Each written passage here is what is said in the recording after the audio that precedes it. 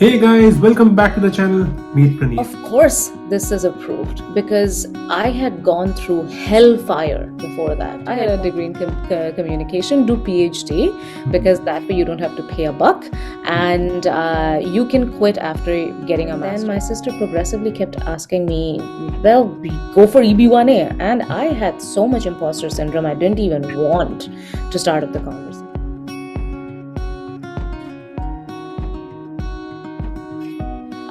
Unfortunately, the programs that I had applied to, they were not MS PhD, they were just PhD. So you had to get a PhD.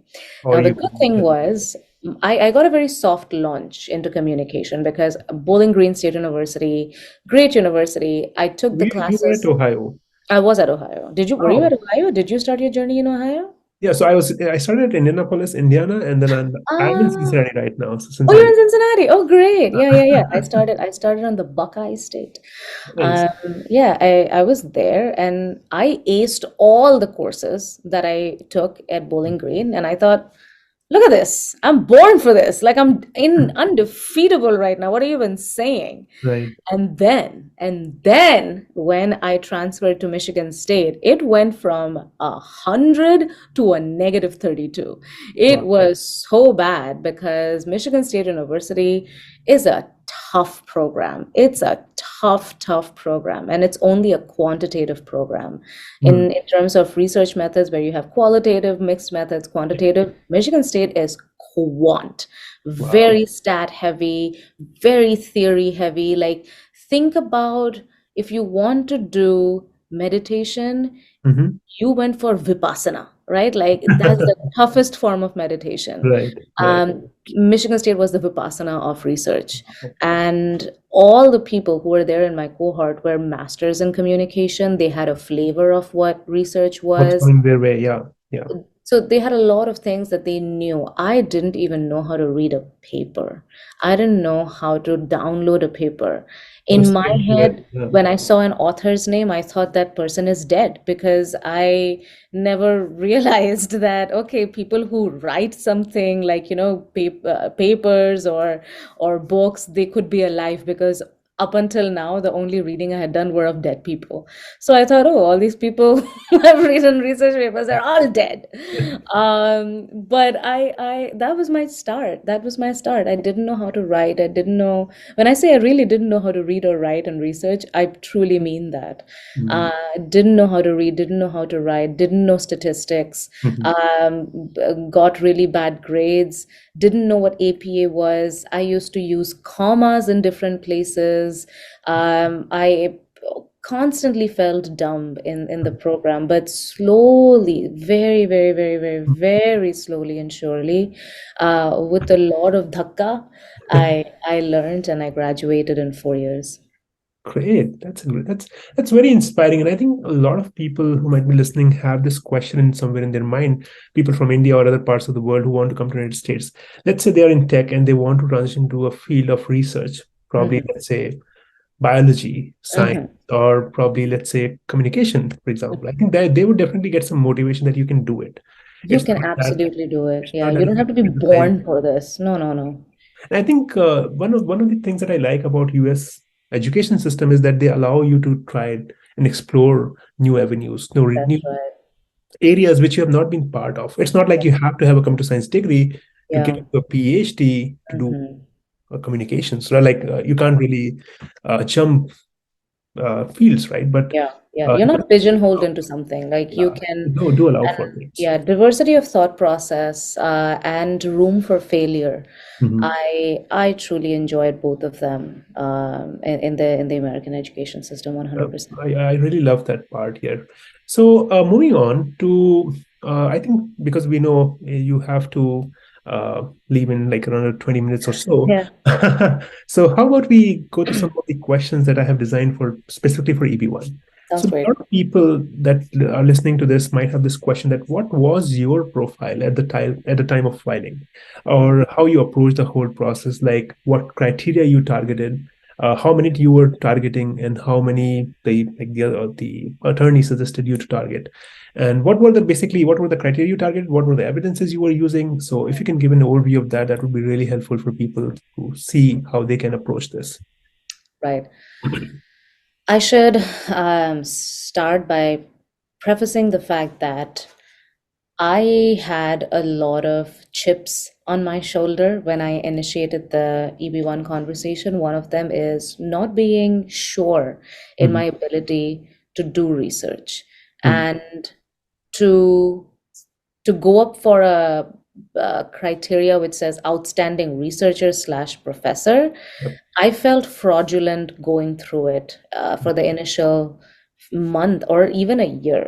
So when I first initiated this conversation in 2018 with my lawyer when I was doing EB2, and I said, okay, is there a possibility of an EB1? Mhm. And she said, well, you have one publication. And Mhm. that one publication was a highly impactful publication. It garnered close to 90 media citations. And we're talking about big media names, right? Like we're talking about Huffington, we're talking about Wow. Times, we're talking about Fox, we're talking about even Playboy picked my story up. If there was a gamut Amazing. of, there was, yes, I still have that. I have a screenshot of the email that I got from Playboy after I published a paper on online dating. So that paper had a lot of mileage, Mhm. but it's like 7 days in a week you eat junk, and that one day you eat only broccoli. Mhm. Well, you can only coast on that broccoli for so long. You need to Right. fix yourself in the other areas. And that's what my attorney told me, that listen, you have one paper with 90 media citations, great, but other than that, I don't see anything in your profile. Mhm. If you have to qualify, then you're looking at multiple publications. And I said, yeah, I can do 6 publications next year. And then she's like, so you want to do 6 publications next year? I'm like, yeah, sure. Yeah. Didn't happen. Um, Right. so my profile was in terms of publications was very weak. Mhm. So I did what I do, and what I do when I know that I am trying to get better at something is I do anything in that area. So when I talk about I needed to get better at research, I didn't just look at getting better at research equals more publications. Mhm. I saw it as I need to get better at research. I will do everything research related. What did that mean? Mhm. I was proactive in conferences. Like I submitted any abstract that I could get, any faulty research proposal that I could get to any conference that I could find. Right. And I would make sure that those conferences are in good locations so I could get to travel there too. So I went into language conferences, I went into sociology conferences, I went into computer mediated communication conferences. So I was trying to generate quantity over quality. Mhm. I was trying to demonstrate my ability as a researcher, not just through publications, but through other means. So conferences became a very big thing for me. Mhm. Number two were fellowships. I applied to seminars, competitive seminars. I applied to grants. I applied to fellowships like NYU's Summer in Residence program, which was selective, and you were selected based on your drive to want to become a good researcher, And which that's still the counts, evidence right? itself, right? Mhm. Yeah, so I embraced the process over the outcome. So I'm like, I'm just going to do anything and everything that establishes myself as a researcher. And I was not doing it putting pressure on myself. I Mhm. truly enjoyed everything that I did. So I went for a Wikipedia fellowship. Loved editing an online dating article and shadi.com article with Wikipedia. I went for Association of Association AEF, I'm forgetting the name of it. So Association of National Advertisers, yeah. So Okay. Association of National Advertisers had a visiting professor program where out of all the professors in the US, they would only select 50 professors. And Mhm. out of those 50 professors, they would only select 3 professors to have one-on-one fellowships with organizations like IBM. I was selected for both of them. And I went to Wow. IBM and I talked about hookup culture and online dating. So I truly enjoyed all of these Right. avenues Right. that I was building myself up as a researcher. Mhm. So think about EB1 as your Iron Man, right? Mhm. Where you have to swim, you have to climb, you have to do all of these crazy things. Right. I was doing 5 push-ups every day Mhm. to just get better a little bit. That gets me closer to the form of an Iron Man, if not the Right. Iron. Exactly. This means getting good at getting my papers accepted in conferences Mhm. and then work my way up to the confidence and the ability to get my research published in journals. Because in academia, we all know conferences don't mean anything. Yeah. Academic publications mean something. So that's what I did. Slowly and surely, I took every opportunity I got that helped me become a better researcher to myself, Mhm. so I could then convince my lawyer, because it's all an inside job. It's not going to show on the outside if you don't feel it on the inside. Right. So, moving to 2021, like how many publications and citations you were targeting? Like how many would were the like what were the numbers that you put in the Yeah. I-140 draft? I by 2021, and I talk about that on LinkedIn as well. That is, in 2019, I still had only two publications to my name. One was that, no, three publications to my name. One was that research paper that I published on online dating, my dissertation, Mhm. and a pedagogical paper. So like a paper on how I teach. Oh. All my research studies were like not helping. Mhm. They were not being published. So I was still in the process of publishing them. Mhm. And this was also the time that I was going up for tenure. So I knew that I had to like Push. put Yes. the pedal to the metal. I had to. Exactly. Yeah. So by 2021, by the time my application went up, I had seven research papers. I had one book completed, Wow. which was close to like five research papers together. It was a 75,000 word book. I had two book chapters. I had close to 14 conference presentations. Mm-hmm. I had like over 100 plus media mentions, Wow. um, and fellowships and reviewer requests and grants, all of this. Because Mhm. it was not by 2021, my motive was not just to get green card, my motive was also to get tenure in my job as a professor, and both of them have a high overlap. So if Right. I was qualifying for one, I would qualify for the other. Right. And another thing that I want to add is the reason why my confidence was really high when I applied for my green card was, by that time, by December 2021, my tenure profile was reviewed by external evaluators, by my department chair, by my dean, by my school. So Mhm. five of those support letters attesting that I was a good researcher, Wow. enough to be retained by my university. I put all those five letters into the application. Wow. So the USCIS officer knew that you're not just the one deciding that I'm good. All of these other people, Exactly. beyond letters of recommendations, Exactly. thinks that I'm good enough to be kept as an associate professor. That's really, I think that shows that if you have the motivation, and I think your motivation was not EB-1, your motivation was to get tenure, was to get Yes. out Mhm, mhm, a profile of yours which you were imagining and which you were mhm, empowering yourself to be. mhm, mhm. That's amazing. And one thing that was really interesting, like you wrote book chapters and you wrote books. Mhm. So how did you went after that process? Like a lot of people ask me who are from tech background and have tons and tons of years of experience. They have 15 years of experience, 20 years Yeah, of experience. But the criteria that when they try to target criteria, they lack publication citation because that's not yeah, their work. Their work is to yeah. develop interesting technology.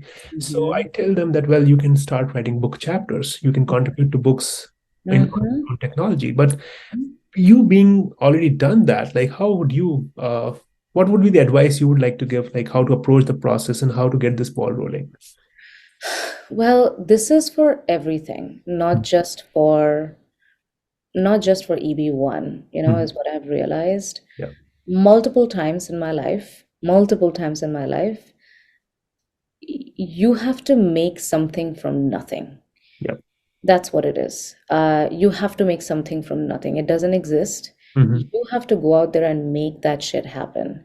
What do I mean by that? I'll give you an example of my book, Mhm. right? Great that I wrote a book. And it's easier to write a book as a professor because When you go to conferences, you are approached by academic publishers who Mhm. want to meet a quota, and then they're always looking for people to write a Yeah. book. So, how did I learn how to write a book? Or how did I get the opportunity of writing a book? A publisher came to me, right? Oh, And then that nice. publisher ghosted me. Uh, so I had to go to another publisher. But what I'm trying to say is, like, if you are a CEO of Mhm. one company, then it's more likely that you're going to become a CEO in another company, right? Like, you're known in the CEO circles. In the same way, if a professor is teaching Mm. online dating, then chances are people are going to come to that professor to write a book on online dating. That's how I got my gig. Right. Um, but here is what I did with my book, right? Like, not just you have to show your research, you have to show impact, Mhm. and you have to show acclaim, right? Right. So my acclaim was that I got the book. Mm. What impact did that book create? Well, like, one person bought the book. That was not going to happen because the book was priced at $95. I didn't buy my book. Why would you buy my book? So Right. how do you create impact through your research? And a lot of people, we just think that, oh, the only way I can create impact is by citations, right? Mm. If other people will use my work. If other people are not using your work, Mm. get them to use your work in different ways. Think Right. about it, because I, Pranit, thought that मैंने इतना अच्छा book लिखा है, like, I've written such a great book, like, Mm. people will come to me, like, I have been Yeah. cited 90 million times in the media. Clearly people know Aditi Paul, the online dating researcher. Nobody came knocking on my door, so I went knocking on their doors, and Exactly. I'm like, I Exactly. have written this book, I have found out these cool statistics, here is the story that I have found out. Mm. Are you interested? How can I make it a win-win for you? Right. And I send personalized emails to hundreds of podcasters. I send emails. I first identified who were my interested stakeholders, Yep. because I'd written a book on online dating, people who would be interested in online dating, Mm. people who are interested in sex, people who are interested in relationships, Mm. people who are interested in technology, people who are Exactly. interested in Gen Z. There Yes. are people out there who Mm. need the information that you have built. If they are not coming to you, You you go. need to go to them. And Yes. that's the kind of proactive nature you need, whether Ex- you build your EB-1, whether you build your tenure, whether you want to get married, whether you want to build anything in your life. You just need to be proactive. Things are not just going to fall in your lap. Exactly. No, I think that's a great approach. I always tell people that, yeah, no one will come to you saying that, well, I'll come and help you. You'll have to go out and basically fetch the water yourself. And Yes, once you start fetching, you'll understand how difficult the process is. But that's once you right. have accomplished that task, you'll get a feeling of reward, and like you'll A like, okay, lot of, well, yeah, yeah, yeah. yeah. By So the time, like, that's what I wanted to say with tenure as well as green card. And it's easier to say in hindsight, but I truly, truly, by the end of 2021, 22, I got to a point where I knew that I deserved tenure, that I deserved the green card. I didn't get lucky. I yeah, deserved what I worked for. right. And I will take that excruciating journey any day Mhm. for the self-worth that it gave me at the end of it. Right. No, I think and I think your story would be really inspiring to a lot of people who are, let's say, are at this point of at the point of their career where they're not able to decide what they want to do. Do they Mhm, want to go to academic research, or they want to go to industry, and what's the right route for them to go to these places, right?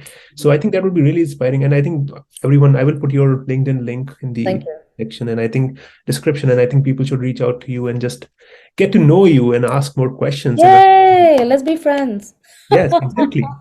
That's how we met, right? We met on LinkedIn. I Yes. think we understood that, well, each of us have gone through this process, and we have our own stories, and those should come out so that people can see and understand and learn and basically apply the same. And maybe they can also have their own story and then just Hmm. Hmm. just All propagate of our stories need to be ours. heard, Pranit. Like, that's what Exactly. I truly think that is missing in Mhm. our discourse. Like, people need to know what Pranith has been through, right? It's not just celebrating Diwali at Right. the White House. That's the kind of representation which is great, but it doesn't tell our story. It doesn't tell the perseverance, the Mm-hmm. roadblocks, the way we get knocked down and we get back up. This is the new Yeah, immigrant story. We exactly. don't come to the US with $5 in our pocket. USCIS is not going to help us do that. We have to give them receipts of our bank statements, but we sure are fighting these battles that need to Yeah, be known and need to right. be celebrated. Yeah, that's a great message. And I think two last questions that I would ask, and I know you are the time is almost done, but two last questions if you can answer. The first is a lot of people ask this question like, can getting a PhD get them to EP1? Hmm. How right is this statement from your perspective? Okay. Allow me to do some statistics for Okay. you. The one thing that every person will learn in their statistics program is correlation is not causation. Mm-hmm. That's what I'll tell you. Correlation is not causation. Is getting a PhD significantly related to getting your EB-1, B, and A approved? Yes. But is PhD going to be the reason or the cause, the sole cause for which you get your EB-1B? I would have gotten my EB-1B in 2015 then by that argument, right? Exactly. No, Yes. no. It's not going to be the reason why you're going Mm. to get your EB-1B, but Yeah. it sure is a helpful degree to have. One, because of its exclusivity. Mhm. 2% of the world's population are currently PhDs, so you are putting yourself in the extraordinary ability Yep. just by sheer statistics. And Mhm. number two is the mentality that you develop, the rigor that you develop in your PhD program Mm. helps you exponentially in this process. Yeah. And there are three ways. One is if you're in your PhD, you have learned to be patient. Mm. You know that what you have started today is not going to culminate in the next sprint cycle. So you Exactly. are better off than a scrum master who is working repeatedly in like multiple cycles every single. Like Mm. if you have not produced something by the end of the month, are you even progressing? Versus if a PhD, we have long Long shot, right? views. Some Yes. patience. Number one, a stomach for rejection. Number two, a stomach for rejection. That Mm. is, we are so used to being rejected and turning that rejection into constructive critique that to help Mm. us get better. Yep. That's something you learn in your PhD. Mm. And number three is collaboration. Mm. When you take up a gargantuan task, Mm. such as an EB-1A or an EB-1B, even though it is you who's going to get the green card at the end of the day, Mm. it is not a solo act. You Yeah. need to rely on other people Mhm. for help in different ways, asking for a letter of recommendations, collaborating in research, getting grants, building relationships. The soft skills and the hard skills and the mentality that you garner in your PhD program, not just the degree, can give you such a significant mileage in your Exactly. EB-1A or B program. Yeah. What does this mean? It doesn't mean that you need to go get a PhD.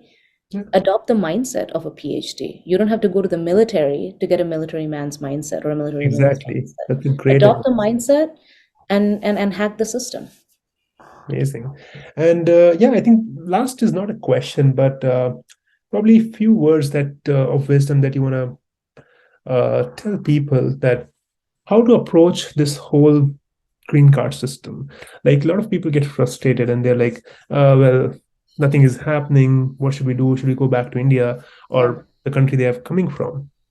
Or like how to really enjoy this process, because I think if you start to enjoy the process, the things becomes more easy. Because when I was in H1B, I think I started applying for EB1 on my fifth year of H1B. Mm, Though I had a EB2 and IW approved, and that could be mm, used to get this H1B rolled mhm, out, but it was like almost on the verge of finishing on 6 years. mhm, So, but I think one thing that I really did is kind of enjoyed the process. Like, okay, well, this is the next thing I want to do, and mm, what are the steps I can take to get to this? mhm, So, well, like I know your journey was also full of like speed blocks and stuff, mm, hurdles that you had to cross, but finally you are at the process of Mhm. getting a green card. You've got your green card. So first thing is how to enjoy the process, how to learn from the process, and the second is what are you planning to do after, like, you're getting, I think you got your green card this year. Yes. So what are your goals? Like, what do you want to do, just in general, that would motivate people, and uh, any words of wisdom that you want to just Yeah. give to people? Yeah. Yeah. Whew. The first question is how to enjoy the process, right? Mhm. Like it's oh man. Okay, here's what I can tell you. Um, and this is also a PhD reference. Mhm. It is, they say that the end product of a PhD Mhm. is not your dissertation. The end product of a PhD is you. Wow. It's how you change. It's how you grow. It's how differently you think. That's Exactly. the end product. Get excited about the transformation you're going to go through. Like, just Mhm. get excited about that. Even if you fail, Right. even if you fail, you're trying to be excellent at something, Mhm. right? So even if you being resigned to your fate, waiting for EB-2 Mhm. versus making that investment of $10,000 in pursuing EB-1, and even if you fail, at Right. least you tried. And I so Exactly. want to acknowledge the privilege that is baked into this suggestion. You could be a person who's strapped for cash, who Mhm. has situations at home, who could Mhm. have a medical condition, who could have thousands of dollars of loan, who could have dependent children, and Mhm. you just don't have willy-nilly $10,000 Right. to spend. To them, I say, then make peace. Right. Make peace with the fact that you have to wait. Just make Right. peace with it. And Yeah. if you're not at peace with it, then make a plan. Mhm. Don't stay in this limbo. Either Right. make peace or make a plan. If you have to make a plan and if you don't have $10,000, figure out a way to work around the system. You have Exactly. figured out a 1,000-mile journey from India to the US. You can figure this out. If you can, Yeah. just make peace with it. And number That's two, what great. I'm going to do, I love leaving the US and coming back. I seriously, I since the time I have got my green card, I have left the country multiple times. The first time I left uh, uh, the US was when I went back home to India. Oh, I nice. visited my parents. It was such a wonderful, wonderful time. Mhm. Uh, and the peace I had in my mind, knowing that I can come back without having to think about like, oh my gosh, are my papers okay? Yada yada yada. That peace of mind is great. My goal right now, in terms of personally, is I want to enjoy the freedom that I have acquired through the earning of a green card, and my professional plus life goal is to create a support community of international students and professionals who are going through this process, Right. to share my experience, to bring other people on board who Mhm. can give them wise counsel so they don't have to go through what I went through. So that Exactly. I got my green card in 12 years. My goal is to help a student get his or her or their green card in half that time. That's what my goal is. Yeah, I think that's why we resonate, because we have a very similar approach of kind Mm. of taking the knowledge that, like, kind of like the experience that we have earned, propagating that to masses. People can use that information and also learn from the process. And yeah, I'll put the link to the in the description of your LinkedIn profile. And I know you're also doing this on a regular basis. You have these sessions where you invite people and you yourself talk about the process. So anyone who is listening to this video, do get in touch with Aditi, and she has tremendous knowledge, and she will be a great person to guide you in the process. So, and yeah, thank you so much for coming to the channel. I know Oh you my have God, to thank run. you. Thank you. Meet Praneeth. I love that we talked, Yes. and for people who have watched Praneeth's video, make sure that you subscribe, you share his video. I have met quite a number of people who have gotten their green card. I am yet to meet somebody who is as humble and sincere as Pranit. Like truly, and I'm not saying that because you're here. The fact that you're a master's degree holder and you got your green card, and the way you share it with the spirit of making it approachable, instead of Pranit is an Einstein visa holder, so pray me.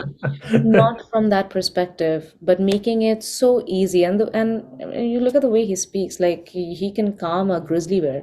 It's like you have a very calming disposition and a very humble disposition and a very approachable disposition. And I appreciate you so much for doing the work that you're doing.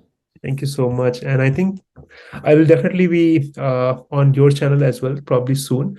And yeah, Yes, we, looking forward to it. yes. All right. Thank you, So Pranit. thank you so much, and I'll see you very soon. Take care. Awesome. Awesome. Bye.